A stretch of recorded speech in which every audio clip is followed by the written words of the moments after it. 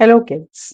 I am Richa Mahindru, your English coach for NIS, जिसके आप लोग एग्जाम्स देने वाले हो अप्रैल 2026 में. I am here with the new course जिसका कोड है 302. फाइन. अभी आपको जैसे बच्चों सबको मालूम पड़ गया है कि आपको नए कोर्स को अडेप्ट करना है. एंड इसमें फर्स्ट टू चैप्टर्स जो हैं आपके बुक में they are TMA, that means ट्यूटेड मार्क असाइनमेंट्स के हैं. और थर्ड चैप्टर जो है ये आपका पब्लिक एग्जाम में आएगा. फाइन. सो इस थर्ड चैप्टर को हम डील कर रहे हैं अभी, और बड़ी इजी वे में मैंने इसको आप लोगों के लिए पूरा जॉट डाउन करा है, पूरा समराइज करा है. तो हम थोड़ा सा डिफरेंट वे में पहले चलेंगे. हम चैप्टर को रीड करना स्टार्ट नहीं करेंगे. हम इसको पहले थोड़ा सा कार्टून वे में, थोड़ा सा इसको सिंपल लैंग्वेज में, थोड़ा सा इसको इन डेप्थ जाकर समझेंगे. उसका सिर्फ एक ही मोटिव है कि जब भी आप नॉर्मली भी चलें, उठें, बैठें या रिवाइज करने की कोशिश करें विदाउट बुक या विदाउट द ट्यूटोरियल, सो आपको अपने आप वो चैप्टर जो है वो रिकैप हो और किसी भी तरह के क्वेश्चन आंसर्स को आप आराम से अटेम्प्ट कर सकें. मतलब आपको रटना ना पड़े. सो मैंने इसको थोड़ा इजी करने की कोशिश करी है आपके लिए. आई होप आप इसको समझ पाएंगे और आपको ये स्टाइल जो है थोड़ा सा अपने लिए भी इजी लगेगा. And we are going to get good response from your side as well. Fine. तो अब हम स्टार्ट करते हैं चैप्टर. ठीक है. सबसे पहले कोई भी चैप्टर हो, anything, you should have a good idea in your mind about the name of the chapter. May it be any subject, may it be anything. So अब इसमें देखिए, आप सबसे पहले क्या है, चैप्टर का नाम क्या है, astrologers day. And astrologers day मतलब अगर हम इसको ब्रेक करें, एन एस्ट्रोलॉजर्स, तो एस्ट्रोलॉजर कौन होता है, जो भविष्यवाणियां करता है. डे मतलब there is something which is there with the life of astrologer on one fine day. So what happened वो हम इस चैप्टर में पढ़ेंगे. फाइन. सबसे पहले मैं बताती हूँ, with due respect, this was written by our Indian author mister R K Narayan. He was a pioneer of modern India and born on 10th October 1906 and died on 13th May 2001. His full name was Rasipuram Krishnaswamy Narayan Swamy. Now, he highlighted the society in ordinary way, making readers connect to reality and nostalgia. इसका मतलब क्या है, जब भी वो जितने भी वो आप उनके स्टोरीज पढ़ेंगे, आप उसमें देखेंगे कि आपका अपने आप से अपनी सोसाइटी, इंडियन सोसाइटी की तरफ एक कनेक्ट हो गया. यानी आपको लगा कि जो वो बता रहे हैं आप उसी जगह पे हो या उस सोसाइटी में आप पीछे चले गए.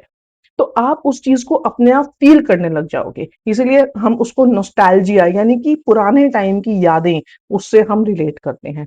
तो इसीलिए उनकी स्टोरीज हमेशा से बहुत इंटरेस्टिंग रही और उन्होंने हमारे इंडिया को एक धरोहर दी अपनी कहानियों के रूप में. ठीक है. सो उनका राइटिंग स्टाइल बहुत सिंपल था. And his first novel was Swami and friends.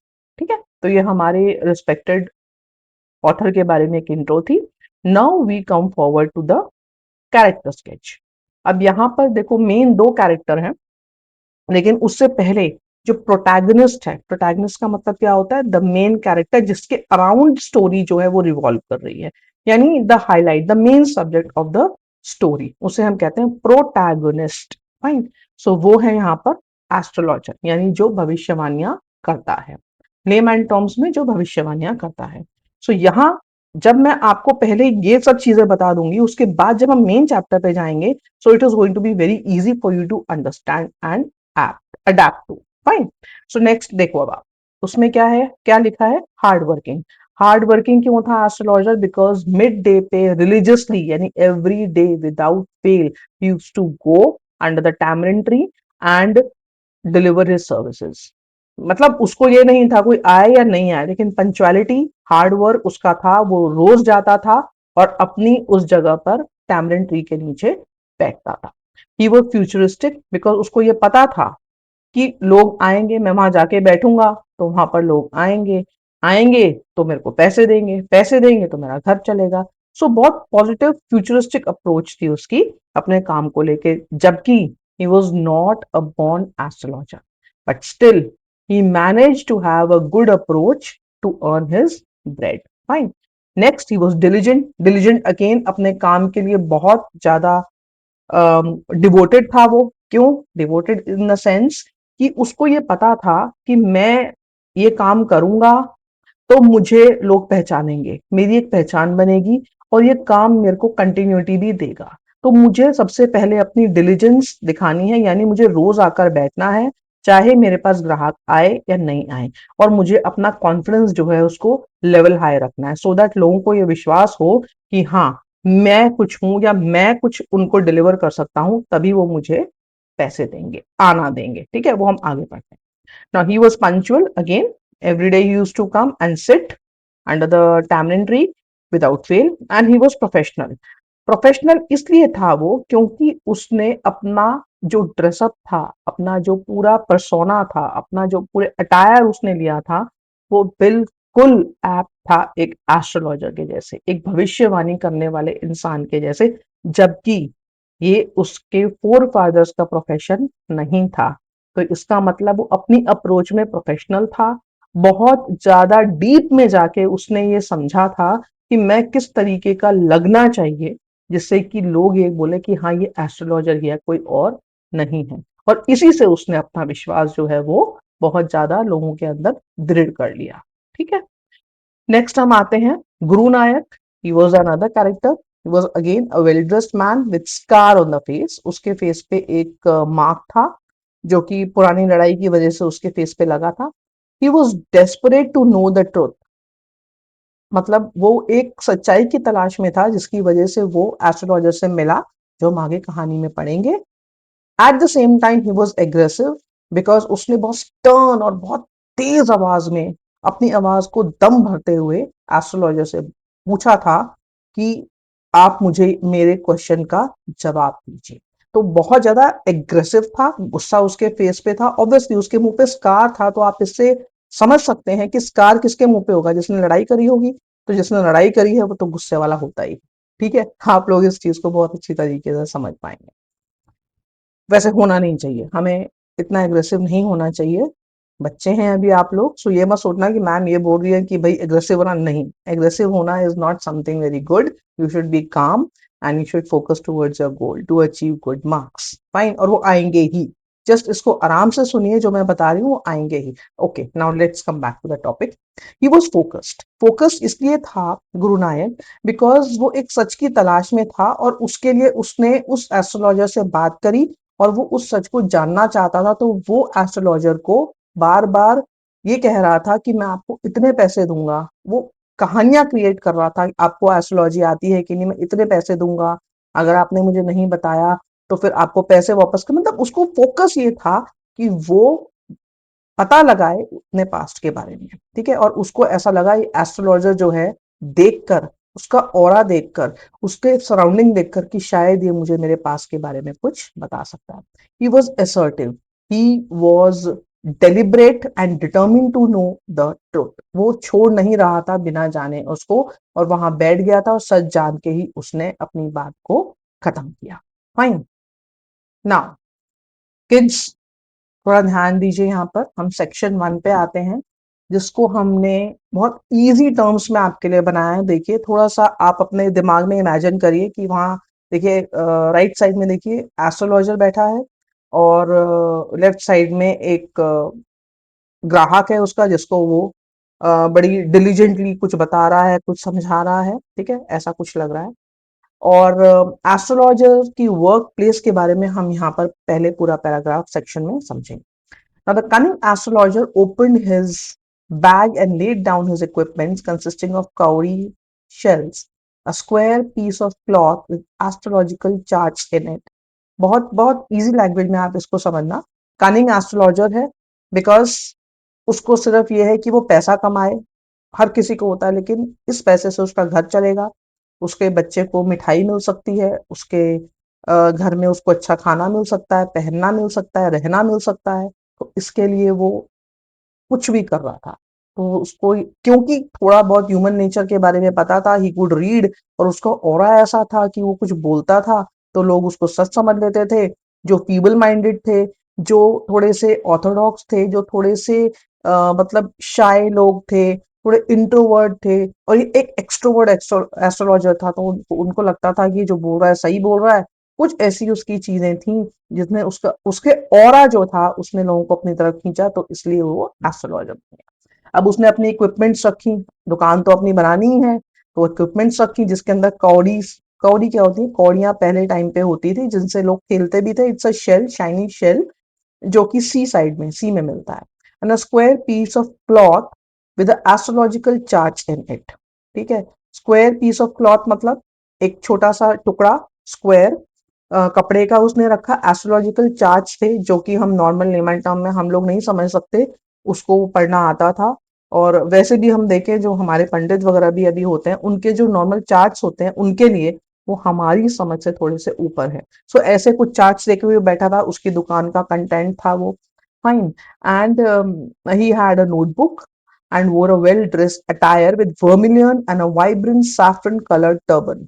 यानी उसने क्या करा था, उसने अपनी अटायर यानी सैफरन कलर के कपड़े, टर्बन था, वर्मिलियन यानी कि उसने माथे पे सिंदूर लगाया हुआ था, भस्म लगाई हुई थी, and vibrant saffron colour turban लगाया हुआ था अपने सर पे।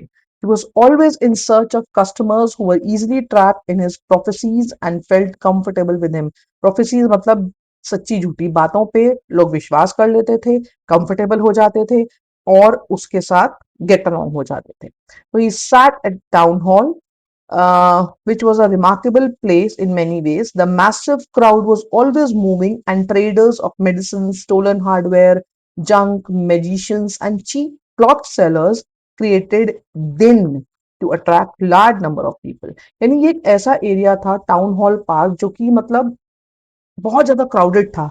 एक गली थी जहां पर लोगों का आना जाना था। किस तरह के लोग थे, कोई मैजिशियन था, कोई सेलर ऑफ जंक था, कोई चीप क्लॉथ बेच रहा था, कोई मैजिशियन बना हुआ था, कोई स्टोलन क्लोथ्स, मेडिसिन, हार्डवेयर कुछ भी बेच रहा था।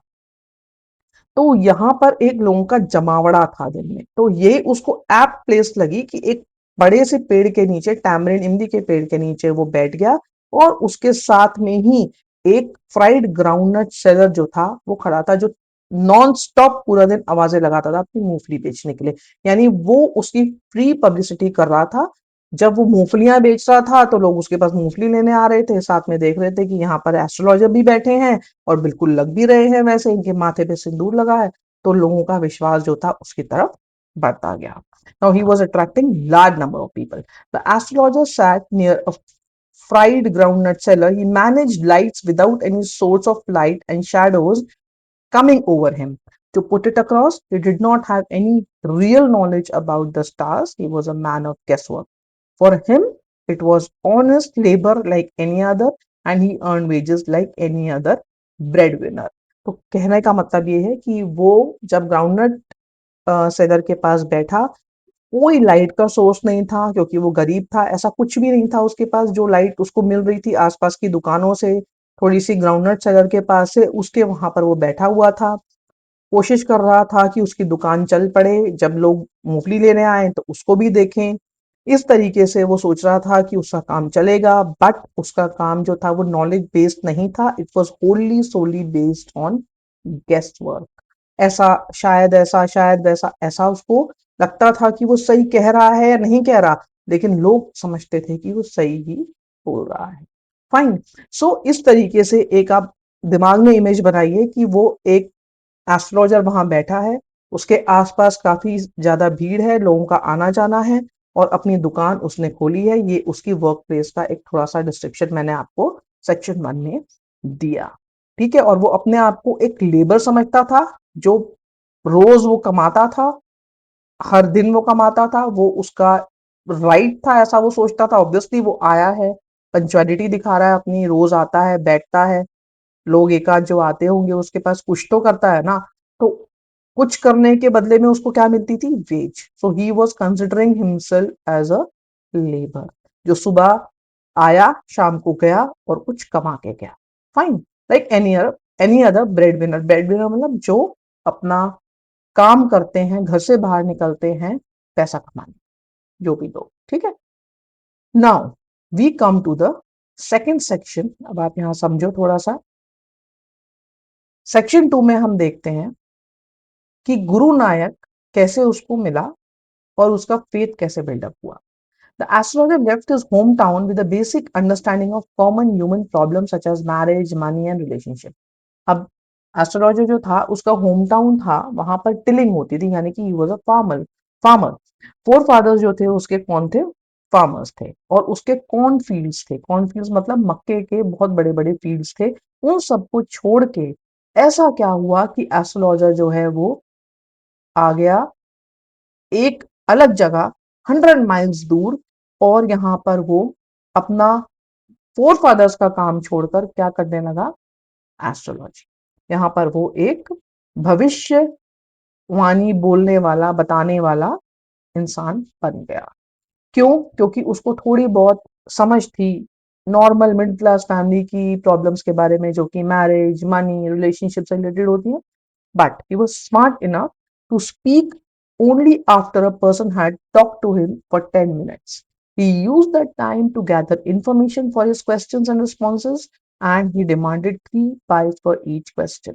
अब वो इतना स्मार्ट था तो अपने काम में एडजस्ट हो गया। वो पहले लोगों को बोलने देता था। 10 मिनट तक जब कोई भी उसके पास आता था बोलता था, तो उससे वो जज कर लेता था कि इसकी क्या प्रॉब्लम है, या इंड्यूस कर लेता था, बोलने से पहले ही समझ लेता था कि इसकी क्या प्रॉब्लम है, और मैं आगे जब बोलने लगूंगा इसकी प्रॉब्लम के बारे में तो मुझे क्या बोलना है। फाइन। तो एक क्वेश्चन के लिए वो 3 पाइज चार्ज करता था। His answer was tied to life reality, so people believed him immediately. अब लोगों की जो नॉर्मल प्रॉब्लम्स होती हैं, एवरीडे लाइफ की प्रॉब्लम होती हैं मिडिल क्लास फैमिलीज के अंदर, जो कि very very connected to each other होती हैं, उनके बारे में ही वो ज्यादा बातें करता था, बताता था, तो लोगों को कंफर्ट आने लगा और उसके ऊपर बिलीफ बन गया सबका। The astrologer noticed a man sitting close by, he asked him sit and made him comfortable by claiming to be an expert in predicting human nature accurately. Astrologer ने नोट करा कि जब वो शाम को अपनी दुकान बंद करके उठने लगा तो एक आदमी पीछे खड़ा है जो कि गुरु नायक था, और वो उससे कुछ पूछना चाह रहा है। अब एक दो क्वेश्चन उसने पूछे कि तुम हाथ देख लेते हो, तुम कैसे जानते हो इन सब बातों के बारे में, और अपनी क्लैरिफिकेशन भी देने लगा। कौन? एस्ट्रोलॉजर। सो धीरे धीरे करके जो ये आदमी था गुरु नायक, इसको भी उस पे थोड़ा सा ट्रस्ट होने लगा। उसे एक ही क्वेश्चन पूछना था, और एस्ट्रोलॉजर ने ये क्लियर कर दिया कि हाँ, आई कैन प्रिडिक्ट, जो आपको पूछना है पूछो, ह्यूमन नेचर के बारे में तो मैं बहुत अच्छी तरीके से बता सकता हूँ। सो द स्ट्रेंजर, जो स्ट्रेंजर यहाँ पर है वो गुरु नायक है, then prepare to ask him some questions about his past life, answers to which build Guru Nayak's trust. Sorry, stranger यहाँ पर गुरु नायक नहीं है, स्ट्रेंजर यहाँ पर कौन है? Astrologer. Fine. Then prepare to ask him some questions about his past life, answers to which built Guru Nayak's trust on the astrologer. Fine. अब ये एक और ग्राहक जो है एस्ट्रोलॉजर ने ट्रैप कर लिया था, उसने ट्रस्ट बिल्डअप कर लिया था, जिसके अंदर वो बहुत ज्यादा निपुण था, बहुत ज्यादा उसको महारत हासिल हो गई थी, काफी सालों से वो काम कर रहा था। तो अब गुरु नायक जो है वो उसका नेक्स्ट कस्टमर बन गया। Okay, now we come to section 3, जहां पर गुरु नायक की लाइफ क्लैरिटी जो है वो यहाँ पर हमको पता चलेगी। ठीक है। तो the condition set by the stranger was that if this astrologer was found bluffing, the money taken was to be return. तो यहाँ पर अब देखो, हमने कैरेक्टर स्केच में क्या पढ़ा था? That he was aggressive. तो यहाँ पता चल रहा है गुरु नायक एग्रेसिव था। उसने असर्ट होकर एग्रेसिव वे में, गुस्से में उसको ये कहा कि अगर, इस तरीके से बोला होगा मे बी, कि अगर तूने ब्लफिंग करी या तेरी बात झूठ निकली तो you have to give me the money in return, that too twice. जो मैंने आपको दिया है उसका दुगना आप मेरे को वापस करोगे। So the stranger grabbed the astrologer when he realised that he wanted to quit. जब ये सुना एस्ट्रोलॉजर ने, क्योंकि उसे पता है कि वो रियल एस्ट्रोलॉजर तो है नहीं, तो उसने उसको बोला कि अब तुझे मैं जाने नहीं दूंगा। जब वो वहां से उठ के जाने लगा, ही सेड अब मैं तेरे को जाने नहीं दूंगा, now you have to tell me, fine, the clarity you have to give to me. The stranger was interested to know that who pushed him in the well when he was fatally wounded. अब वो ये जानना चाहता था astrologer से, stranger, गुरु नायक जो stranger है, कि मेरे को किसने धक्का दिया था कुएं के अंदर जब मैं बहुत बुरी तरीके से वुंडेड हो गया था, चोटिल हो गया था, मुझे चोट लग गई थी, तो मुझे उसका नाम जानना है। The astrologer ascertained him to that culprit died 4 months ago in a road accident. अब एस्ट्रोलॉजर ने क्या कहा उसको, ये बोला कि 4 महीने पहले आपका कल्प्रिट जो है वो मर चुका है, he is no more, so you don't have to worry. अब इसका जो सस्पेंस है वो आगे वाले सेक्शंस में क्लियर होगा। तो अब हम नेक्स्ट सेक्शन की तरफ चलते हैं, बस आप ये जस्ट अपने दिमाग में रखना सो दैट स्टोरी समझनी आप लोगों के लिए बहुत इजी हो जाएगी। Fine, now come to section number 4, that is the final verdict. इसका मतलब है फाइनल फैसला, लास्ट फैसला क्या था, किसके बारे में था, जिसके रिलेशन में हम समझेंगे कि चैप्टर का नाम द एस्ट्रोलॉजर्स डे क्यों है। ठीक है, तो astrologer advise stranger cursed name under Guru Nanak to return to his home and travel southward to live long. Astrologer ने उसको ये समझाया, स्ट्रेंजर को, गुरु नायक को, cursed name under Guru Nanak, his name was Guru Nanak, to return to home and travel southward to live long. उसने ऐसी एक जुमला फेंका या ऐसे ही उसको बोल दिया कि आप साउथवर्ड की तरफ ट्रैवल करो अगर आपको लंबी जिंदगी चाहिए तो। ही declared to the Guru to the Guru Nanak that his culprit who was crushed by a lorry. Now ये उसने एक declaration दी गुरु नायक को that your culprit was crushed by a lorry in a road accident. The stranger then returned back. The shrewd astrologer returned to his house and his wife was happy to see his earning 12.5 आना which could buy sweets for their child. Now अब वो घर आता है stranger, उसको बहुत अच्छा लगता है, घर पे आके रिलीफ फील होता है और वो अपनी वाइफ को बताता है कि मैं आज 12.5 आना कमा के लाया हूँ, जिससे उसकी wife she felt very happy because उसके लिए वो बहुत पैसा था, उससे वो अपने बच्चे के लिए स्वीट्स ला सकती थी, मिठाई ला सकती थी, so she was also very happy. The astrologer confessed to his wife that he was feeling light after a long time as he told his story of murder and gambling of his younger days to his wife. अभी तक उसकी wife को इसके बारे में नहीं पता था, मैंने आपको शुरू में भी ये बोला, he was not a born astrologer. उससे एक गलती हो गई थी अपने यंगर डेज में, जिस टाइम पे गुस्सा बहुत ज्यादा होता है और किसी भी बात पे डिसीजन लेने के लिए आपको सिर्फ यही लगता है कि इसका तरीका सिर्फ ये है कि आप गुस्से में जवाब दोगे, लड़ के जवाब दोगे, तो वही गलती एस्ट्रोलॉजर से उसके यंगर डेज में हो गई थी। उसकी लड़ाई हुई थी ड्यूरिंग गैम्बलिंग, यानी जुआ सट्टा खेलते हुए लड़ाई हुई थी, किसके साथ, गुरु नायक के साथ, और उसने उसका मर्डर कर दिया था। ऐसा अभी तक उसको लगता था कि वो गुरु नायक का मर्डर कर चुका है और उसको फेंक चुका है मार के। गुरु नायक भी ये समझता रहा कि पता नहीं उसको किसने मारा, जबकि उसने क्लैरिटी से नहीं देखा था एस्ट्रोलॉजर का चेहरा उस समय, और इसी वजह से एस्ट्रोलॉजर जो है फ्ली कर गया, यानी चला गया अपने नेटिव टाउन से जहां वो रहता था और 100 माइल्स आकर बस गया और यहाँ पर उसने सो कॉल्ड एस्ट्रोलॉजी शुरू कर दी, जो कि उसका मेन काम नहीं था, जो मैंने आपको शुरू में बताया। तो ट्विस्ट क्या है, वर्डिक्ट क्या है, फैसला क्या है लास्ट, वो ये है कि गुरु नायक जो है वो मिला एस्ट्रोलॉजर को, उसने अपने बारे में पूछा, उसे ये नहीं पता था कि जो एस्ट्रोलॉजर है वो ही उसको मार के आया था, और एस्ट्रोलॉजर के हिसाब से उसने उसको मार डाला, मतलब जान से मार डाला, जबकि गुरु नायक बच गया था। ठीक है, सो उस क्वारल, गैम्बलिंग वाली क्वारल में जिसको उसने मारा वो नहीं मरा, उससे एडवाइस लेने आया, उससे पूछने आया, तो उसने अपना सिन खत्म करा, अपने ऊपर बोझ गिल्ट खत्म करा और अपनी वाइफ को भी बता दिया और आकर आराम से what he did was he was in when after drinking he murdered a man in major quarrel over gambling. He was in guilt of murder, but having seen Guru Nanak alive that night he felt unburdened and stretched himself on payol for a sound sleep.